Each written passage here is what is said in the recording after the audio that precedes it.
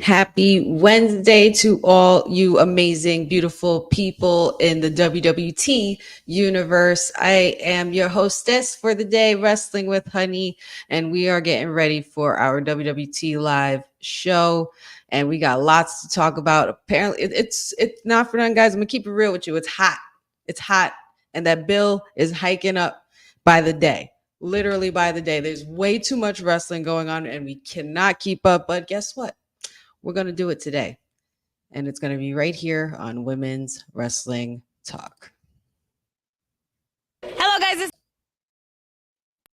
This is La Mera Mera Thunder Rosa, and I'm here to tell you that you're watching Women Wrestling Talk. 10, 9, 8, 7, 6, 5, 4, 3, 2, 1, 0. Women's Wrestling Talk, the #1 women's wrestling network on the planet.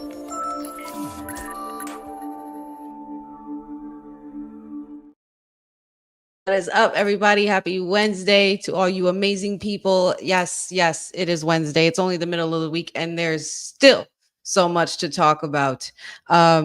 Yes, welcome to Women's Wrestling Talk. WWT Live as part of Women's Wrestling Talk, the #1 women's wrestling network on the planet. And there's when there's one, there's not, there's another not too far behind. And I have the former mayor, or maybe possibly be reelected mayor. Right now he's the Duke, and I think he's on the fence about being the mayor, but I guess we'll see how he's feeling today. We have Mr. Said in the house. What is up, brother? Ditto on it being hot. As far as my direct title, I have many names, many names. I can just say in regards to my #1 client that we are rebuilding. And I think, you know what, I'll let you in on a little secret. I may or may not have tuned in NXT last night. I may or may not have seen the match against Undash and JC Jane, and I may or may not have seen a victory for Vice Cities. But Yes. there's more apologies that need to be done by Mr. Hickenbottom. More apologies. We may have seen a very well-deserved victory. It goes to show that they're still very high on your client, and we wish her all the best going forward and bouncing back from that terrible heat wave, as we're all trying to do as well. But we got a lot to get into. We were a little tardy to the party. Sorry for the tardiness. Had a little technical difficulties, but everything is all good now. And shout outs to everybody already in the chat. Matt, Cindy, hey girlfriend, Jordan Kirby, who's ready for a hot night in AEW starring Demon Mariah May. Oh, indeed, it's definitely going to be pretty hot, especially after tonight. Boza, good to see you as well, who says he is still our favorite mayor after what happened last night, and he is still Mr. Mayor. It's nice to see the constituents still showing up for their beloved mayor. I think the process of rebuilding is always necessary, and I think this was just a little refresher that you needed. But nevertheless, we have special little nobodies. Good to see you as well. Yep, Dylan, our producer from the future, is here as well. Good morning to you. Lola getting that W. Yes, we're going to get into all of that as quick as we can, at least before Dynamite proceeds to begin at 8 o'clock, which we are going to get into. But listen, y'all. Monday Night Mommy is making headlines everywhere she goes, and this is only one of them. Not only is she in one of the juiciest storylines that are currently going in WWE, but she is also going to be gracing her presence with Call of Duty. It's Call of Duty 5, which dropped, and they aired a new commercial on Monday, and it was all a craze. And apparently she's not the only one. Other news came out today that it would be also Rey Mysterio and Cody Rhodes as playable skins to play as them on Call of Duty, which is really, really cool. I love the graphics. The commercial is really awesome. Mayor, did you see the commercial? And what do you think of Mommy making this move to video games? These crossovers are always very fun, and it seems like Rhea Ripley's kind of the headline. I mean, she was the first name I saw. I know Cody Rhodes and Rey Mysterio also in the game, but it's always fun to see these mashups. I think, what was it, just maybe a year or so ago, we had Bianca Belair and Becky Lynch in Fortnite. So whenever the gaming community, the gaming world gets involved with pro wrestling, it only means more exposure. But for somebody who's been on top of social media for the greater part of the past year and a half now, it shows that Rhea Ripley just prints money, like literally from being, I believe, number one in the women's PWI last year, and it shows that even despite the few months off for injury, that she's still a hot ticket. So it's really Yeah. just beautiful to see. Yeah, absolutely. It's really cool. Call of Duty. Apparently, I think it says it's available in July. Oh no, that was it came out July. It's coming out July 24th, I believe. Get in the ring for Call of Duty Season 5 on July 24th, as announced by Bleacher Report. You get to play as Rhea Ripley, Rey Mysterio, and Cody Rhodes. They're all will be playable characters in the game. That's pretty awesome. They had really cool pictures, and I tried to snatch those pictures, but they weren't letting me put them up on the website because they're fresh and new. We was trying to get that scoop, that exclusive scoop. But the trailer I wish also I could justify my gamer. I'm a little too old for the Call of Duty. I'm not really good at the first person shooters. Yeah, I'm not either. Honestly, Call of Duty was never my cup of tea, though. I had lots of friends that are really into it, including my brothers, both my little brothers as well. Along, I mean, I don't know. I haven't really been an avid game player in a while. I think the last couple of games I actually played was maybe like an old Grand Theft Auto. Like I like the classics. Like I got let's see, Red Dead Redemption was always great. I think that was probably one of my favorites. But I never really got into the Call of Duty. I get too frantic and I start like shooting in circles up in the air, and it's just too much. I can never get control of it. Well, the But world this nevertheless, week is definitely on the video game. So all I see on my timeline is NCAA college football, yeah. which is dominating. Just I think Dawkins had All a the couple yeah. videos playing college football, and I think the last time NCAA was out was either my sophomore or junior year of high school. So Oh that's wow. a really big game. But I'm pretty sure we'll see some stuff with this on Up Up Down Down. Oh man. But the gaming world and wrestling world are almost intertwined at all times. Yeah, this is gonna be really cool. I mean, honestly, if I was into the Call of Duty thing, I might give it a purchase. But I mean, it looks great. The graphics look awesome, and it looks like the Rhea Ripley that we had pretty much when she like just turned with the Judgment Day, and she had her really short cut. But the graphics look awesome. I really like it for her. Yeah. This is a great deal. This is obviously a lot of crossover. The crossover continues basically, and we know that WWE is filled with superstars that are very fond of playing video games, such as Zelina Vega, of course, Xavier Woods, Up Up Down Down, and all that stuff. So this one's for the gamers, and this is a real treat. So if you love mommy and you love video games, especially Call of Duty, I would suggest you pre-order this whenever they announce that happening. Moving on, we didn't get to touch upon this on Monday because we had a very special guest. We had Mark Raymundi from ESPN, and he was promoting his book that'll be coming out next March, which is the Say Hello to the Bad Guys book about the NWO. But we didn't get to touch upon this topic with Io Sky winning big at Marigold. Why isn't it switching? Why is it not switching? Am I bugging? There we go. Okay. No, sir. I was gonna say, Io Sky wins big at Marigold. She faced. I don't want to mess up this name. Let me see. Utami Hayashita. Yeah, Utami Hayashishita. In a very big event, Marigold was pretty packed. He also had Sarray defeating Julia for the inaugural Marigold World Championship, and a lot of other cool things happened there. What did you think? Did you get to see anything that transpired during this match, or any highlights from this match, or takeaways that you have from this match, Mayor? I saw the highlights. Didn't get to see it live, but this type of partnership is beautiful because of just I would say the Asian presence, the wrestlers that are in WWE being able to go over to Marigold. A lot of people made a lot of fuss of when Julia was in the contract talks, and then she was backstage with Rossi Agawa. So this is actually really good that we're going to see this partnership continue to flourish. You have, I guess, technically you have a couple current WWE superstars and Julia, as well as EO competing on the card, EO being victorious, Julia falling to Sari, who was just in NXT a couple years back. So I think it's can always be.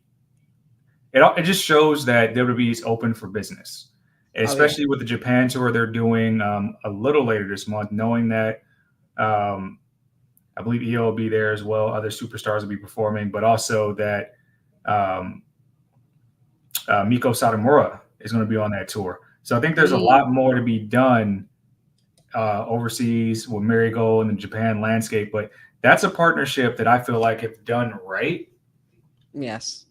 it can really be huge for WWE and a lot of these other promotions. Just seeing the TNA partnership help flourish TNA. Imagine, and I know I'm just pontificating and thinking a little far ahead, but imagine if WWE could get some of that New Japan stamp uh, Hmm. as one of the bigger promotions in Japan. But thinking far ahead, it shows WWE is willing to work and partner. And EO threw it back to her Stardom days. I'm pretty sure it was a sight to see for a lot of the fans in attendance. But it's just beautiful to see um, that these crossovers can happen with like no harm, no foul nowadays. Yeah, I'm kind of with Dylan on this one. WWE rebuilding the Forbidden Door. They really are. It's really cool and interesting to say the least, for lack of a better word, that how well and deep these partnerships go with WWE and how much they're willing to expand their product and also make it something that's also for the superstars as well. Io Sky is obviously very well known from in Marigold, and we're gonna get into the next one as well, which would make enough sense. AJ Styles as well. He defeated Marufuji in Japan. He had an awesome debut in his return for what was it, Pro Wrestling Noah. And it was a really, really good match. Both superstars also like Io Sky and Utami showed some great sportsmanship towards the end of their match. And AJ Styles walks away with the victory. Mayor, what do you think?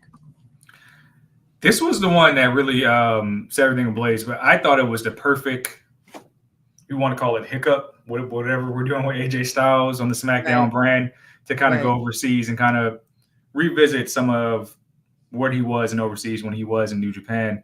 Uh, Being able to wrestle for Noah, I was a big fan of seeing Shinsuke wrestle for Noah just at January 1st last year.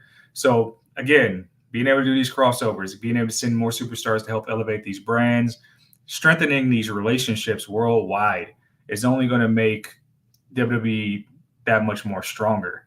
Because, I think we know that AJ Styles maybe have maybe a couple years left in the tank, and allow him to kind of world travel a little bit, let people Hmm. still see him perform before he decides to hang him up. Just class act all around by the WWE. So I hope we see more of it. Absolutely. Same here. Same here. Let's get into the comments because there's a lot going on here in the chat. Cousin Ron, good to see you. Happy hump day to you as well. Let's see. Oops, I clicked on the wrong thing. Jordan says, Cousin Ron, even though it's Wednesday, doesn't mean it's hump day. Yes, actually it does. Actually it does because it's the middle of the week. It's the camel hump. What else would And be it's, hump day if it's not Wednesday? yeah, that doesn't kind of make sense. Bobby, good to see you as well. Boza says that was a fun episode on Monday. I saw the entrance that EO did live. It felt like it was EO Shirai and not Damage Control's EO Sky. Yeah, it's definitely given that vibe, considering that she's on the verge of wanting to change Damage Control and how they are looked at. So kudos to EO Sky for keeping that afloat. Bobby says it was nice to see EO Sky on Marigold. I'm interested to see who is next in WWE wrestlers to appear on Marigold. Cindy said Io Sky versus Utami was a 25-minute match. Insane. That had to be. I might have to revisit the match and watch it in full because I did see clips and highlights. I know these girls cooked. Let's see. Boza says it's funny that WWE didn't want to admit on Monday that this happened. They admitted Io was recovering from her attack by the new absolution. I guess that's kind of what we could call it, but not necessarily. I guess what is that? Sonya Deville and Shayna Baszler and Zoe Stark. Is that what she's talking about? I think Is that's what that he's is saying. that why you feel like they didn't reference it, or that they just want people to tune into the promotion? Mm, maybe a little bit of both. Cindy says Julia confirmed she has very little time left with Marigold. Now, there's been lots of talks about Julia making that jump over to WWE. Mayor, when do you think that time will come? Obviously, we know she was also recuperating from an injury, and this was also her first match back in the ring. Do you think that we'll be seeing her sooner than later, or later as opposed to sooner? Well, she already appeared on NXT television just months ago, and she was even name dropped by Roxanne Perez last night on TV. So Mhm. everybody knows that she's coming, just like we know Stephanie McCoy is coming. It's just a matter of when is the right time. And if it was me, um, I like the way they used to do stuff back in the day at the old takeovers. Like um, think of Adam Cole coming out to attack Drew McIntyre then in the takeover. Think Oh, of Worlds I was Collide when there. Undisputed Era attacked um, Imperium. So Yeah. things like that are probably the right time. So with these two new shows they just announced, No Mercy as well as Halloween Havoc, I think if you can hold off until those dates, which what September 1st and October 27th, you can hold Mhm. off to those dates and just maybe have these superstars appear at live events on the low key tip and then have the big reveal on a Yeah. PLE. I think that's how you have that staying power for them as characters going into the NXT world. Yeah, yeah, definitely. I think these two crossovers were really good. They're both very reputable superstars in WWE, and to make that crossover into Japan, Marigold, Pro Wrestling Noah and Marigold, it's a big deal. It's a big deal, and it's a way for us to be, as fans, to be continue to be engaged and invested in these characters and these superstars. Because we know AJ's story before he went off to Japan. When he comes back, who knows what kind of AJ Styles we're going to get at that time. But we shall see very, very soon. Bobby says he thinks Julia appears on NXT No Mercy. Dylan says they teased that three-way, and I'm gonna need a neck brace to watch that one. And Boza says, "What else can we do with Roxanne as champion if she survives Thea Hale?" We'll get into it. We will get it. Nah. We'll get into all things NXT towards the end. But we have a couple of other things to talk about. This one was really, really cool to see. We got a Tonga Twins sighting at the WWE Performance Center. They took to Twitter and posted up a picture of the three as a faction, possibly, which would be cool, and they've hinted at it. What do you think about the Tonga Twins being at the WWE Performance Center, and what do you think they're cooking up, or do you think there's going to be a hostile takeover of tribal queens as well as new tribal chiefs and bloodline members? They've been chirping on this for a while. If you follow their Twitter, they're always like, "Oh, we're in Orlando. I like the scene in Orlando or at the performance day," and then even like kind of making Hmm. comments on the bloodline stuff. So I think it's probably like a handshake deal under the table, and it's a matter of when, not if. So I'm not sure how they would debut, but it's very clear to me that since whatever rocky fallout that they had from WoW, that they've been fraternizing with WWE. I don't know if you intertwine them in the bloodline stuff now, but I think for a fact there's a women's tag team division that needs more talent to like make the tag team division feel more important. So I think right away you can tee that up because I mean I'm a big fan of the women's tag team titles, and for the life of me, we have to get back to the definition of the belts. They travel to all three brands. Yes. They need to be defended on all three brands. That's how you have staying power with it. And NXT PLE, women's tag team titles are defended.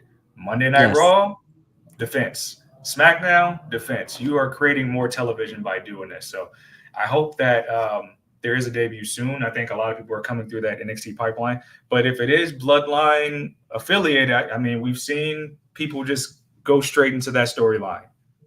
So I'll be here for it if that happens. Yeah, yeah. For quite some time, we've been talking about a Tonga twin takeover or possibly joining of the bloodline. And if these girls get into WWE, the I would have to say the tag team division is in some trouble, especially if they're going to be on the level of some bloodline stuff. You might want to look out for the Tonga twins. We got some cool comments here. Jordan says the reason Thea Hale's challenging. Oh, I guess this is going back to the topic beforehand. The reason Thea Hale's challenging Roxanne is because Julia's debuting soon, and also Thea might win the North American Women's Championship. Possibly. I don't necessarily see that happening, but possibly. I'll say that's a possibility. Great comment, though. Bobby says the Tonga twins will be a great signing for the women's tag team division in WWE, and I would have to agree. Special little nobodies, awesome for the Tonga twins. I was wondering where their next move was. I think they were making it very clear from the jump.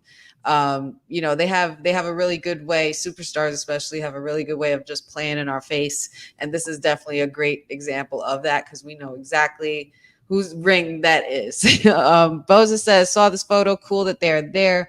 There were comments underneath with people because the Samoan Tonga family is so big that everybody's getting signed. Listen, Cody Rhodes says it every time his theme song starts. Wrestling has more than one royal family. And you want to talk about the largest one, it would have to be the Samoans and the Tongans for sure. Cindy says, when the Tonga twins powerbomb Stratton for Queen Nia. Ooh, you stir in the pot, sister. Stir in the pot. Yes, Dylan. Yes, they are friends of ours, the Tonga twins, and we can't wait to see what moves they make going forward. Can't wait to see what they bring to the table. See what I did there? Jeffrey says, I've been following Tonga twins for a while, and I'm happy for them. Jordan says, Tonga twins are going to win the tag titles and hold them for 5,000 days. That's a possibly. Listen, nobody predicted Roman would hold the belt as long as he did. But at this point, anything is literally possible. Bobby says maybe Tonga twins could wrestle on NXT and wrestle against different tag teams on NXT. If you were to put Tonga twins on the roster, where are you putting them? Are you putting them in NXT? Are you putting them on Raw, or are you putting them on SmackDown? What do you think, Mayor? I think you start with NXT just to build the notoriety up a little bit before transitioning them to a bloodline storyline or something major like that. Again, I mean, there is some serious depth in NXT women's division. However, if I look around, I would say as far as like those true tag teams, maybe not many. I mean, you can kind of say this new faction that JC Jane has. You can have JC and Fallon or JC and Nyx. There are people that band together, like for whatever reason, and we'll talk about this in a little bit because I don't want Maple Leaf Xia Li around my queen Lola Vice, but maybe her and Sol Ruka are a thing now. But you can easily make pairs. You can make pairs for people. Not fake Xia Li. It's two completely different kinds of women here. Like I don't know. But we will have to just wait and see where the Tonga twins land and where they go from here. But all we know is that they are in the territory, they are in the area, and they are lurking and they are cooking. So let these girls cook. If I had to put them anywhere, I'd probably put them on SmackDown because that's the obvious thing. I would just build up that bloodline roster, have the men and the women just completely take over, even though this isn't my bloodline. Just saying. I'm still on that wave, guys. If you thought this was, I'm not sure what you guys thought this was. Towards like it might not be that deep, but I wonder if at some point we're going to like a Tongan versus Samoan thing. And if you really know the roots behind that, I don't know I don't think I've ever seen that done on like any type of television, entertainment, anything like that. It'll be a battle for the centuries for sure, and I'm not talking about no House of the Dragon with the greens and the blacks, okay? Because that's more than enough stress that we have on our plate for the week. But this is about wrestling. And speaking of wrestling, this man right here has provided an update. We have Big E, who 2 years ago, a little more than 2 years ago, sustained a very serious neck injury that pretty much has had him out of action since then. due to, a quick botch, which easily could have been something catastrophic, which thankfully it wasn't. Big E has now given us an update for a month and some change of his post stem cell infusion, and what it would take to possibly have him return. Just to quote what he said, he says he feels great. He has no issues with pain, no issues with discomfort, weakness of any kind. His strength is great. The only issue is his neck. My C1 is healing fibrously, which is great for normal day-to-day life, but it's not turning into new bone and ossifying just yet. And so they're not going to clear me until that happens. I had to Said. look that word up. He said ossifying. I was like, oh, that's a big word. Right. Let me look what that means. It said, Yeah. so it means to become rigid or fixed in position. So Yeah. like it's not creating new bone. I think he said that's the C4 or one of the vertebrae bones. So like he's good for everyday life, but can he go and take a bump and that stay in place is I guess the issue. But something is brewing here because that news came out more than a month ago, I feel like, when him and MVP were doing the stem cell treatment. So I think he is probably testing the things out. But if you look like way back when Daniel Bryan was trying to get cleared, and it's like we knew he was going around trying to do this stuff on the low, but there was Yes. like one thing that there's like one final test. And Yes. same with Edge. It was like, hey, one final test, and then we can cook. So I think something's brewing, and the timing is like such a tease too, right? Because we have this feud going on, and of course, Kofi just maybe 30 minutes later, he posts a video of the unicorn horn lighting Mhm. up. The same horn I waited in a line for an hour to buy at WrestleMania in Orlando in 2016. So there is something brewing. If there's going to be like a revival, a true revival of the New Day, that is going to print money because I'm pretty sure. I don't know if this is the decade anniversary, but it might be close. Might be for close. for the formation of a big of New Day, you mean? Yes. Okay. Well, that would be interesting. Somebody should look that up. Instead of, I wanted to also pinpoint this that he also said, instead of thinking about all the things I didn't have anymore, all the things that I lost, I thought about all the things that I was still blessed to have in my life. I could still walk, I could still work, I can do so many incredible things. So the focus wasn't woe is me. It wasn't about all the opportunities lost. It was just about gratitude. And that's still my perspective right now. Shout outs to you, Biggie. Shout outs to you for being this mentally strong. We know that's not an easy thing to recover from or to deal with when unexpectedly lose your livelihood or what makes you, or what you're passionate about, what makes you what drives you to go to work every day, you know what I'm saying, and to still be able to have that strong mentality and continue to try to find ways to recover in a very healthy way. And the mental part, they always say the injury is 80% physical, 20% mental. And especially mentally, I think that's the one that takes the toll on the most when it comes to injuries and things like that. It could really mess with your brain, but this man has not let that happen because he is the man of the New Day, and he has the power of positivity. So shout outs to you, Biggie. We love you and we hope that you recover well. And our statisticians has got us right. They said November 28th, 2014, the New Day debuted on Raw. Thank you, Dylan, for that confirmation. Also, looks like their promo packages started in July of that summer, July 21st, but actual debut, 10-year anniversary, November 28th. Wow. Okay. November 28th, 2014, and we're in 2024.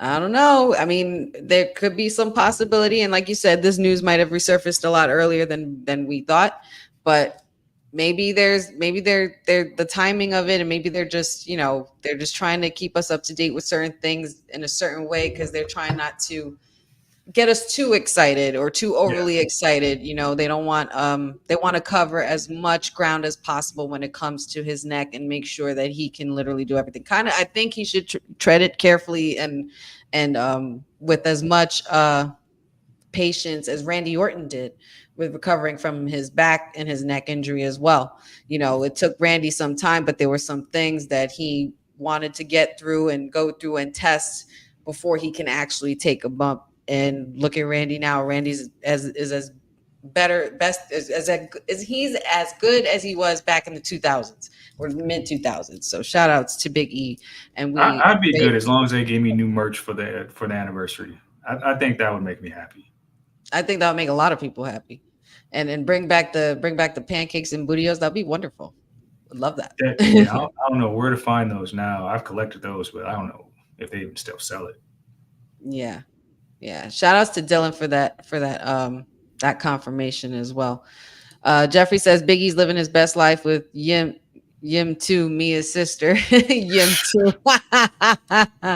Dylan says they need to do something for the anniversary regardless. Yes, I think they should, regardless if he's injured or if he's cleared or not.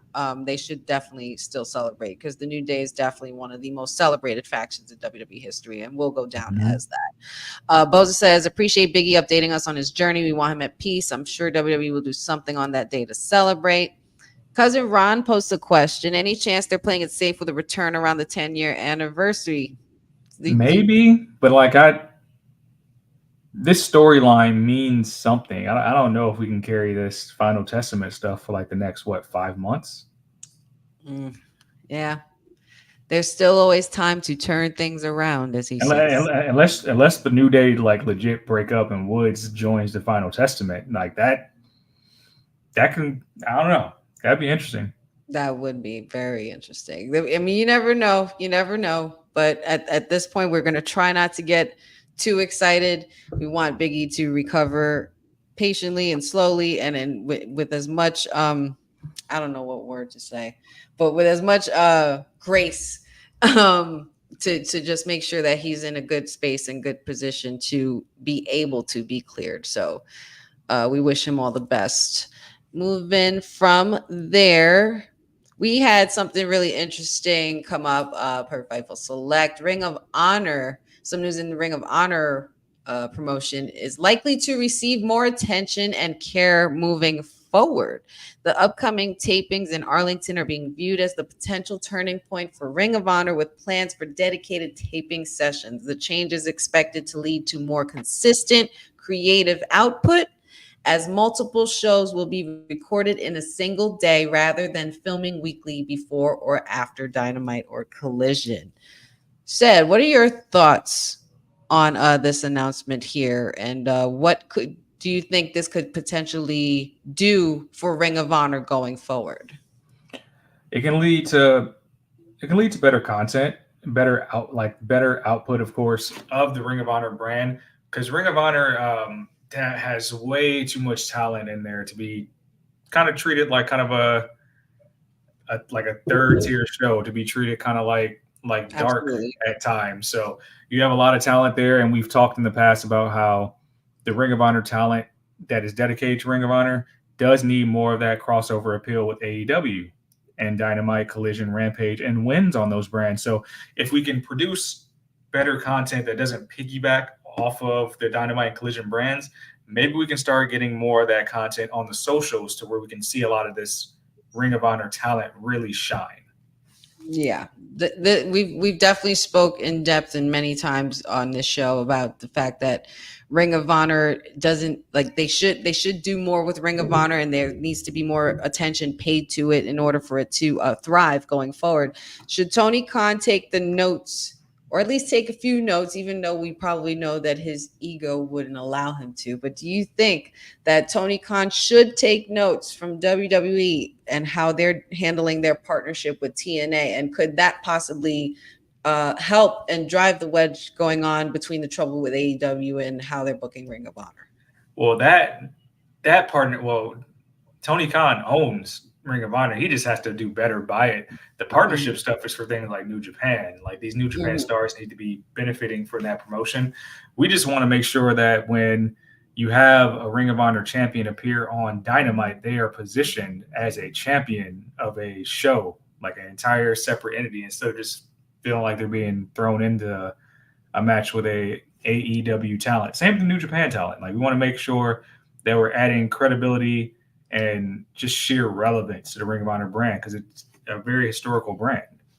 Absolutely. Yeah, for sure. So Tony Khan, wake up and smell the coffee and figure it out, man. We want more Ring of Honor and we want to see better for these superstars because there's a lot of superstars that are on this roster that are just phenomenal and we've seen them in other promotions as well. But if this is where they want to stay and with they might as well just keep them there and find something and good storylines to build and good matches with stipulations and storytelling. Like you need to bring the A game if you're going to do make this change, Tony Khan. But we'll believe it when we see it. We'll believe it when we see it. Dylan says, "Stop putting things behind a paywall all the time." That too. I mean, hey, there is that. There is always that. Make it more accessible. Yes, Boza says Mark is only throwing into war games because fake TK needs bodies. He's more worried about getting a better TV deal than caring about Ring of Honor. Well, I mean, with this statement, words are just words at this point. We're gonna just need to see some action, and if Tony Khan is willing to take action on that, he should, because there's a lot of deserving superstars that should be able to have a great match and cross over well with AEW. I feel like Ring of Honor has gotten lost in the wind the last couple of months, even though they put on some great matches in certain moments. Like here, there was just not enough tender loving care and attention that needed to be paid for Ring of Honor. So we'll see what Tony does going forward. Well, we can only hope for the best. Before we get into our recaps for the night, we're going to get into a recap for Monday Night Raw and NXT. Let's give a quick shout out to our sponsors, All Caribbean Wrestling, with this awesome commercial. Have you heard the news? It's pretty big. I heard from my friend who heard from her friend all the way from the Caribbean. Well, when I heard from my friend, I became super excited. And I think you guys will like it too. WWT now has an official partner and it's All Caribbean Wrestling, the premier promotion across the Caribbean. Go to allcaribbeanwrestling.com to check out all the latest pay-per-views or go on the YouTube page at All Caribbean Wrestling. Also, go and check out their socials on Instagram at All Caribbean Wrestling and on X at All Caribbean WR1. Now, you make sure you go and check them out and tell them WWT sent you. You hear me? Yes. Shout outs to All Caribbean Wrestling and all our Bahama peeps. We love and appreciate you. Make sure you guys check out all of their things going on in their websites on All Caribbean Wrestling, all their social platforms. And I don't know why I just scrambled there, but that's fine. It happens. Next, we have our Monday Night Raw recap, which a lot has happened since Monday, we know, but Wednesday we got to go through some of it. Mommy returned, and along with the return of Mommy came a lot of reminiscing and a lot of throwback giving from Dominic Mysterio and Rhea Ripley, obviously paying homage to the classic Eddie Guerrero and China forgiveness scenes. Instead of red roses, Dom bought black roses, and Liv Morgan had some words for them as well. We had an awesome match between Sheamus and Big Bronson Reed, which was absolutely insane. The Irish lad did come out on top, but unfortunately, a certain Pete Dunne resurfaced and pretty much threw down on the Irish lad because he was pretty pissed. Technically, I would have to say Pete Dunne is not at fault for this because Sheamus did just up and leave, and he was in his own bag. He was going through his own stuff, but obviously Pete Dunne is still holding that to heart. So we're going to see what happens from then with those two. Also, I will claim this. Justice for Zelina Vega, damn it. Justice for Zelina Vega. My La Muñeca took a very, very nasty beating by Sonya Deville and her new absolution, as somebody said in the comments here. We had Shayna Baszler and Zoe Stark. Now, I'm all for Shayna Baszler, the queen, but when you put hands on my queen of the LWO, then we have a problem. I'm sorry about that. But listen, guys, justice for Zelina. And Zelina put out a very interesting post today as well, shunning the haters, talking about her size, and that's why she's being held back. Listen, you give my girl the torch and she's gonna run with it. So I'm letting you guys know right now, Zelina Vega is coming, whether y'all like it or not. Zelina is coming. Justice for Zelina. And I know our councilman Farrell somewhere watching this, and he would definitely agree with me.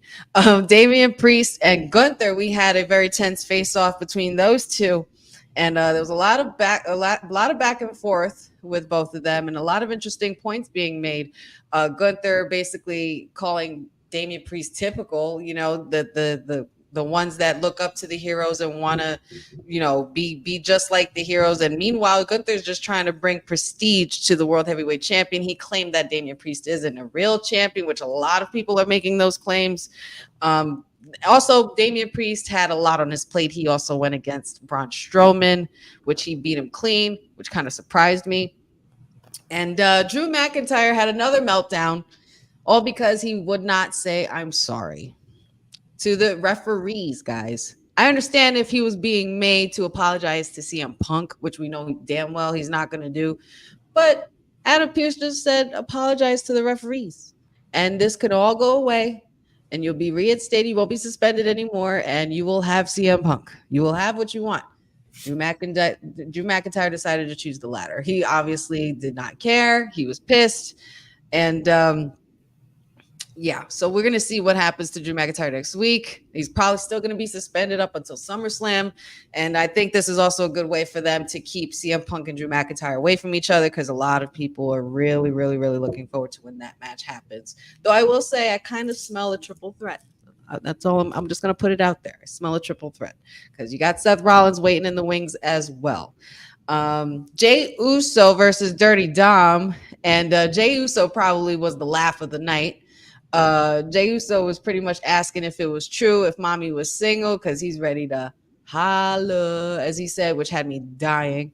And he said something about, in an exclusive interview afterwards, something about taking her to Waffle House. The minute he said Waffle House, I thought of Sammy Uso. That was the first instance I thought of, and I thought it was really, really funny. And then my favorite part of the night. I know we had a lot. We still have a lot of takeaways from the night, but I will ask our mayor what he thought of the rest of the night. But we got to go into this movie, this film, this cinematic adventure. Look at this photo, guys. Look at this, man. That is probably photo of the week for me personally. It just says so many things in one shot. We had the Wyatt Six. I hope everybody checked out that Bo Dallas movie that was going on Monday Night Raw, because that pretty much took my night to the umpteenth degree. Wyatt Six came out for Bo Dallas because Bo Dallas was being confronted by Chad Gable and got jumped by the Creed brothers, which we now know they are finally in cahoots, which we have been predicting all this time, Mayor. What did you think of all I know we had there was a lot to run through this night, but what did you think of this moment right here and these shots right here and the interaction between Bo Dallas and Gable on Monday night?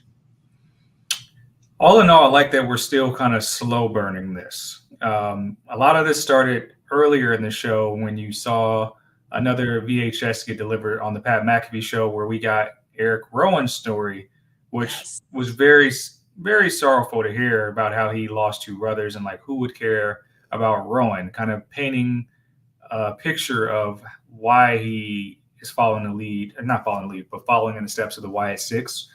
The Bo Dallas actually coming out, I think we saw him in Adam Pearce's office last week. Yes. So him being here, not as Uncle Howdy, adds a completely different layer to all of this, showing that he's just himself, maybe not authorized performer on the roster. There's so many tea leaves that go there with him maybe not even being a contracted WWE superstar, any of that stuff. But we achieved so much with this whole segment. After learning Rowan's story, we have others, but him just kind of just taking his lashings, the Creed brothers finally uniting with Chad Gable, which we've been waiting for months for them to do that. And I'm wondering if Ivy Now is going to join suit as well.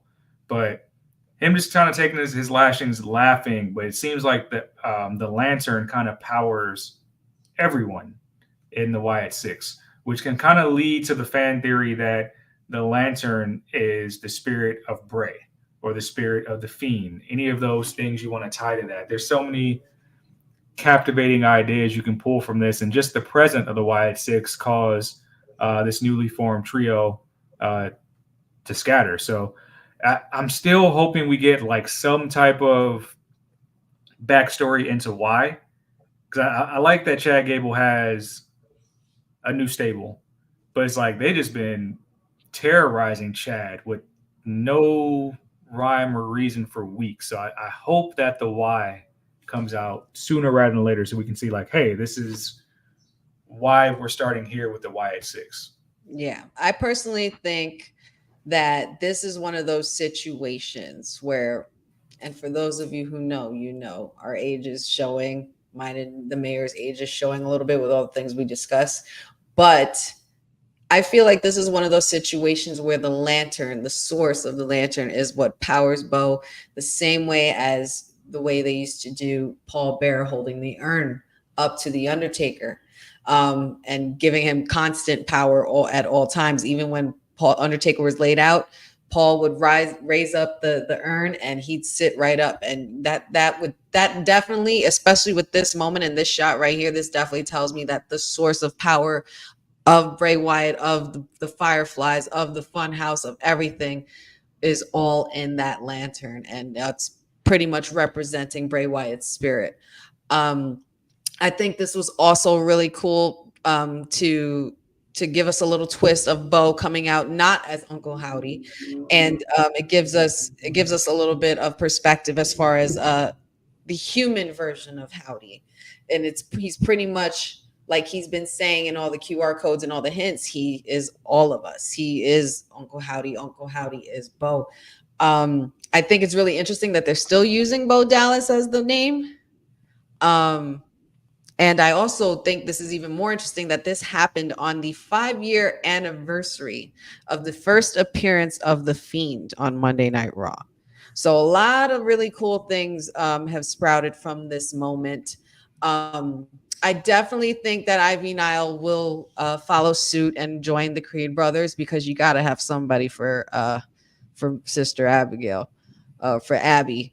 I think that would be amazing. But these pictures right here, man, I got to tell you, like, just to really quick, the minute that man dropped to his knees, I damn near cried, because it was just giving all kinds of Wyndham antics. Like, you see his face here. Like, obviously we know that's his brother, but damn it, he looks like his twin. He might as well have been his twin. It was all elements of Wyndham, Bray Wyatt. And it was just very spiritual. Like, you could tell Bo is very invested in this character. He's also going to be a very good mind game kind of character, to the point where it's like there's nothing that can stop him or the Wyatt Six from coming to you and coming for you. And obviously, I think, like I said before, this is not even about gold. This is about morality, and they're coming to right some wrongs about the fact that they were forgotten, number one, and number two, they're going after people. I think the why, I could be wrong, but I think the why is Gable abandoned his family. Gable abandoned Otis, Maxine Dupree, and Akira Tozawa, and treated them like crap, and stepped on them, and now he has a new faction and is replacing them with the Creed brothers. So I think that Bo Dallas has taken that to heart, and he's going to be coming after a lot of people that have neglected their family. I think it's really interesting that it's Gable first, but whenever it happens, if this match happens, Bo Dallas or Uncle Howdy versus Gable is going to be absolutely insane. Absolutely Mhm. insane. Let's go into some of the comments. Let's see. What should Gable and the Creed brothers faction be called now that they are together? What do you think, Mayor? That's a good question. Thank you, Jordan Kirby, for the question. Mayor, I'll pose that question to you. Just call them American Alpha. American Alpha. Just bring it back, American Alpha. Throw it back. Run it back. Yeah. Yeah. That would be pretty cool. American Alpha, my goodness. The memories. Good times. You guys don't know. Golden days of black and gold NXT. Golden days. Eric says, Bo does look like his brother Bray in the picture, and proud to get my Wyatt Six shirt today. Nice. Shout outs. Nice. Already copping the merch. Falcons fan forever says exactly facts. I guess it was to something that we said. George says, imagine Bo becomes Uncle Howdy and the Fiend. So I thought that that's what was going to happen for a second. I thought that when the smoke was coming up and it covered the ring, I thought all of a sudden it was going to clear and he was going to be in Uncle Howdy gear, or at least the mask and the hair. And I was going to lose my shit. I was totally going to lose it if that was to happen, because that's really cool to see and to do, like in the span of during a live show, especially. That would have been pretty badass for me. Jeffrey says Bo was selling his ass from the beatdown. He really was. He was laughing in his face. There was also a certain particular laugh that we're used to hearing from the late great Brody Lee, which I'm sure was a tribute to his other brother as well. Dylan says, I'm glad they're not thinking we're stupid with who is who. That part too, because it was just like, oh, who is this? Who is it? We knew exactly who they were from the jump. Bosa says, I'm with Honey. That's the interesting part. He is still Bo Dallas. Yeah, it's gonna be very it's giving Glass or multi-personality persona. It's really, really cool. Nikki's mask is scary. Bray Wyatt is looking down, smiling without a doubt. I thought Bo was gonna say follow the buzzards. then that's probably when the tears would have fallen. But the way he's looking at his newfound family here, this can only tell you how much excitement is in Bo Dallas and how invested he is into the storyline. And I can't wait to see more. I can't wait to see. Somebody said they can't wait to see Nikki's video. I can't wait to see Dexter Loomis. That's the one. Yes. Because is he going to talk? Because he doesn't talk. He doesn't. He only did once. That's going to be interesting. I want to see how they play on that. Or maybe he just paints or draws like he used to do, and like he'll turn it around, and then maybe I don't know, like how they used to do in NXT. That is an interesting point, though. And speaking of merch, even though we got Uncle Howdy merch, guess what we got here? We got WWT merch. Check it out. Hey yo, you that's watching this. You sitting on the couch staring at the screen, not knowing what you want to do, like this is an online college. Are you tired of wearing shirts that make you look like an extra stuck in catering? Do you want to step your wrestling swag game up to the next level?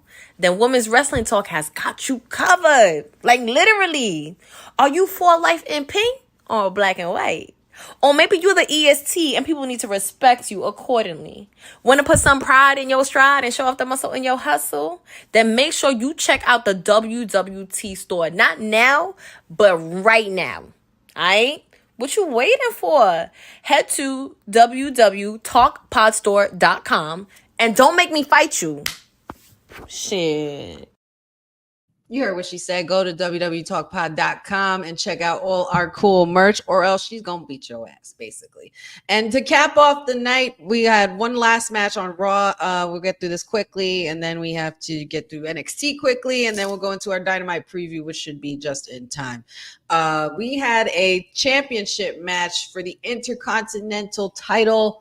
It was Ilya Dragunov, the Mad Dragon, versus Sami Zayn, and I knew this match was going to hurt when I saw it.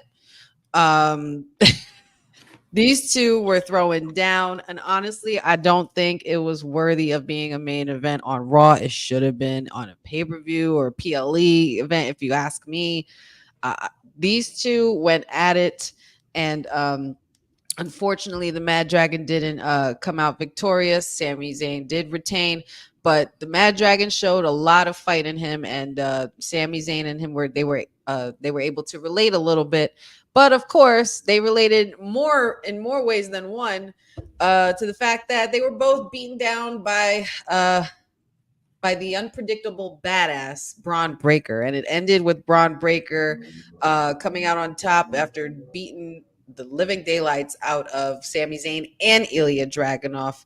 It's safe to say that Adam Pearce has a lot on his plate, and for it to end with Braun Breaker, I think that's saying something. That's definitely saying a lot for Braun Breaker. Jeffrey said Braun had to rear his pit bull head. Seriously. Boza says the match hurt the competitors for sure, but damn, it knew Braun Breaker was going to show up, the child that he is. Cousin Rod says, are we going to get swerved and find ourselves with an Ilya IC title run instead? He has the wrestling cachet to carry it, in my opinion. What do you think about that, said before we get into NXT? I think the IC title is bronze. I think that's going to happen at SummerSlam. The Mm, way they're positioning Braun is it's just like how we position Gunther with the IC title. It's kind of that stepping stool title to yes. elevate you to stardom. I Hmm. think Braun is showing that he can be one of the bigger components of Monday Night Raw every single week. For Ilya, I think we're still fleshing out that he's a very solid competitor. He reignited his rivalry with Carmelo Hayes on Speed earlier today and defeated Hayes. But for Ilya, I don't want to say something's missing for Ilya on the main roster, but there's going to have to be some type of shift in character. I know they're very high on him for main roster, but he's just coming across as a very solid ring worker. But something with the character has to follow for a championship to me. Mm, yeah, I'd feel you on that. I don't know what it is. I feel the same way a little bit, especially when he comes out. I don't know if it was just because that it was in the performance center, and the performance center is a little bit of a smaller venue, and they caught on to the orchestra arms and everything like that. You're seeing a lot. You're seeing it a lot less in the crowds, and maybe they haven't But you caught on. fall in love with his matches right away. The hard Yes, hitting, everything, he the selling, you great. can't not watch the guy. He's performing from the minute he steps out, or the minute that camera's on, or the minute that bell rings. He's totally a total package, and he's not the usual total package that one would consider in the Vince era, but in Triple H's era, he's definitely a guy to beat, and he's definitely going to be a guy who holds some gold, and he should. I think to He this was point, he's just kind of people, taking some unnecessary losses too, where if you yeah. want to position him like that, as this like badass guy that's just going to brutally pummel somebody, like we had Hmm. to start giving him some squash matches here or there that just look so violent because that's Yeah. what he was in NXT. It's like people didn't want to fight Ilya. Hmm. Yeah, I mean, I don't blame them. I don't want to fight Ilya either. But speaking of Ilya, even though he is on Raw now, we have NXT that we'll quickly go over. We had the Rascals defeating Gallus. Javon Evans, the bouncy young OG, defeated Brooks Jensen. NXT champion Ethan Page defeated Dante Chen, which that match was pretty damn good. Tatum Maxley defeated Izzy Dame. That was a match I didn't know I needed. I just need more of Izzy Dame, period. She's the bomb. Let's see. We also had the OC defeated OTM, and of course, the girls were bringing it for the cat fight. Michin and Jada Parker is just something I need to keep on seeing. I need to see a one-on-one pay-per-view match. I need a street fight. I need a backstage brawl. I want it all. I want a Hell in a Cell. I want a War Games. I want it all. Michin and Jada Parker could do no wrong in any kind of match, and they have great chemistry. But they defeated OTM in a six-person tag team match. Obafemi, my big man, is still on top. He defeated Duke Hudson of Chase U. And of course, I saved the best for last for our mayor here. Lola Vice defeated the undashing JC Jane. Your thoughts on the evening, Mayor? I'm not gonna hold you. I didn't watch all of NXT. I saw clips. I did watch the Rascals match. Amazing. Uh, I hope this partnership continues to flourish. And I hope it's not one of those things like what we do in AEW where you have a partnership just to sign these guys away. I hope that we see more crossover, meaning that if that does take place, maybe some guys drop over to TNA for a long stint. Like I'm looking at people like Apollo Crews and Baron Corbin, mhm. Cedric and Ashanti. There's a bunch of talent that you can cross over. But like that Rascals match, some of the stuff they were doing, oh my God, can we just keep running that back? I'm almost want to advocate for a trios championships to be created. I know we don't need Just more because of them, belts, right? but Just just because of because of them. those three, like it might not be enough to have MSK, but just because of those three, here in the OC win over OTM says a lot. It lets me know that they're still in the hunt for the tag team titles, but I don't know if the OCers are gonna get those titles. I think they're gonna be the vets in NXT because I really think something's cooking with reuniting MSK.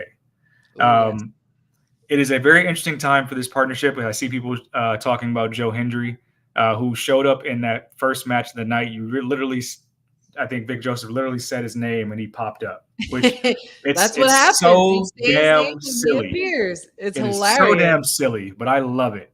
And It's it's hilarious. dangerous because if you have this phenomena that is Joe Hendry, and I think he had an interview somewhere. He said he has a lot of time left on his TNA contract, but that they are so supportive of him. I'm not I'm not liking what that means for Trick. Even tag teaming with him last week because he's more popular. So we're in dangerous territory where you got this guy that's just so popular. They're going to start clamoring for him to take on Ethan Page at some point And just because yeah. it's so damn entertaining.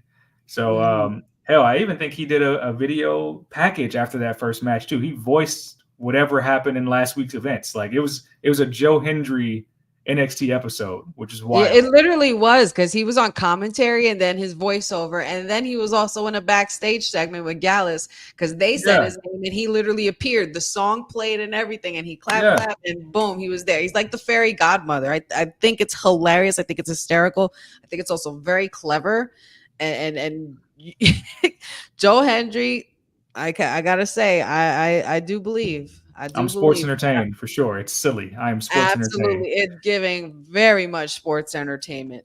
I want to talk about two different things, but first let's talk about uh the potential interest of Tatum Paxley and Wendy Chu. They had a very interesting interaction after Paxley's match last night, and Chu basically handed Paxley the body of a doll that Tatum Paxley beheaded last week, and then she reattached it to the head of the doll, and it matched the doll. It was really really strange to me, but I couldn't help but notice, maybe I'm looking too much into it, Tatum Paxley and Wendy Chu kind of had similar coloring on their outfits last night as well, and the fact that Wendy Chu didn't even strike her or do anything to her.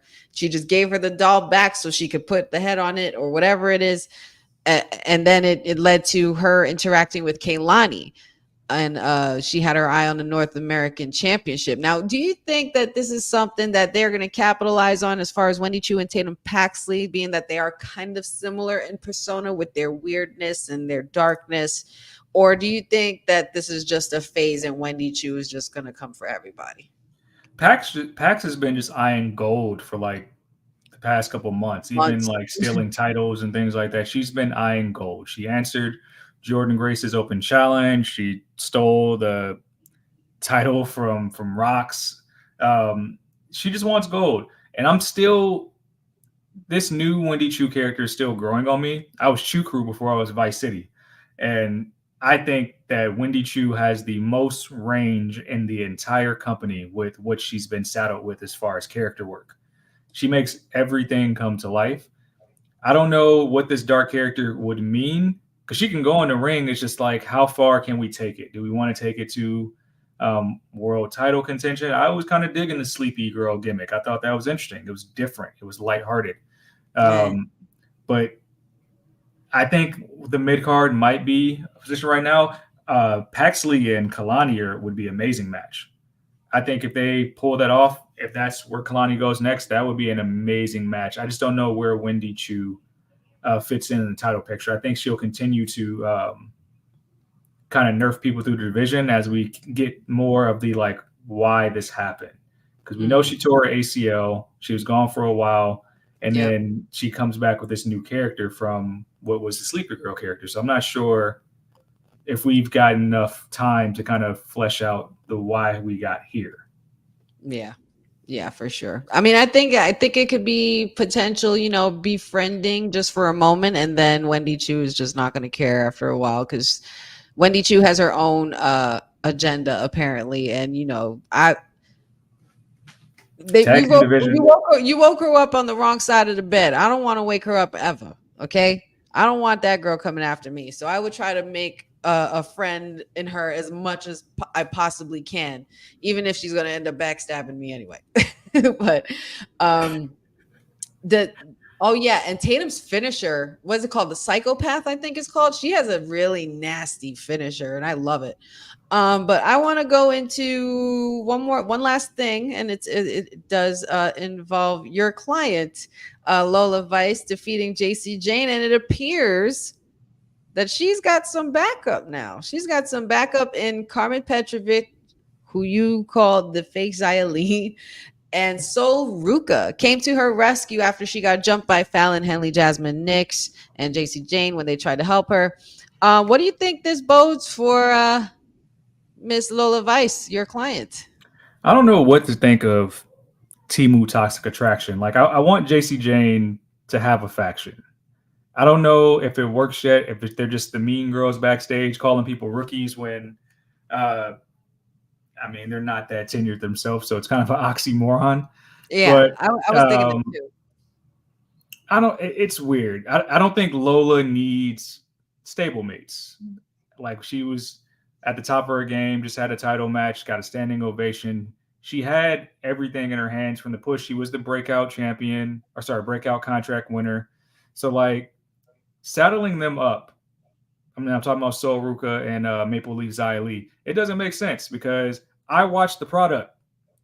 I watched the product, Hickenbottom, and just a week ago, if not 2 weeks ago, we got Petrovic's backstage saying she doesn't like Lola to Roxanne's face before the PLE. She's like, I don't like Lola, but you should watch out for her. I know I lost to her. She literally just said that. So why is she coming to Lola's aid? Y'all got beef. There is no friendship here in Vice City. So I know they're going to do it regardless, just Every because, like, woman for hey, themselves. the enemy of my enemy is my friend thing, and it's going to do more for JC Jane stable. Mm-hmm. And I feel like, honestly, if they're going to do that, then JC Jane's group has to win because otherwise, none of it means anything. You're calling people rookies. You're doing the mean girl act. Cody Rhodes gave you the mask. You're still showing off the broken nose. They have, like, they have to be like damage control of NXT. They have to literally run over the division. Yeah. The question is, can JC Jane be the face of that, just like Mandy Rose was? I don't think so. I absolutely do not think so. I like JC Jane, by the way. I think she was the breakout of the three, but it's like we got to do something. What's crazy is that I thought that Gigi was going to be the breakout of the three, but Mandy Rose, when she was, listen, Toxic Attraction was too short lived for me. Toxic Attraction is something that should have still been around. Like, they should have been the New Day.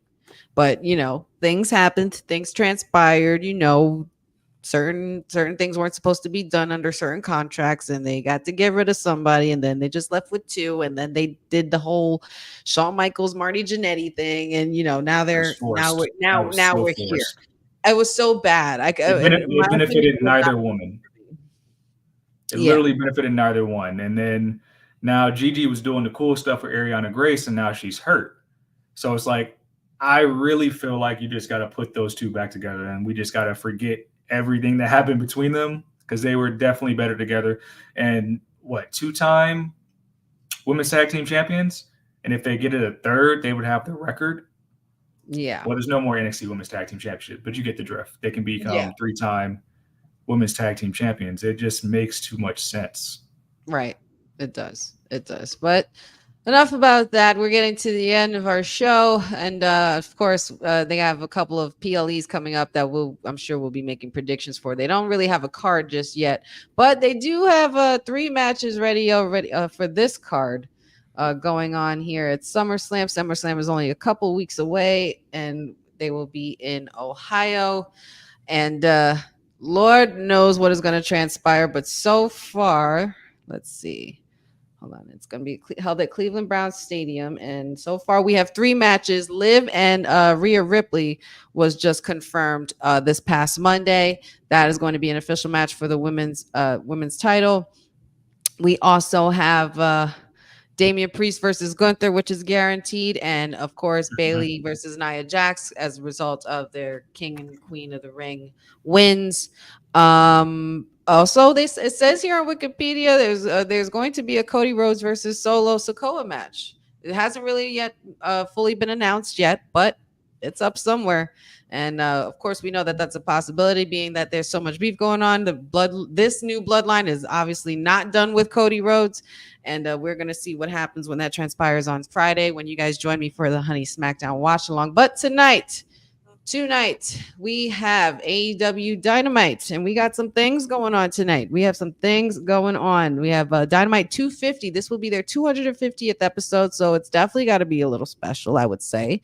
We're gonna have update from Mariah May after her obliteration of the timeless one, Tony Storm.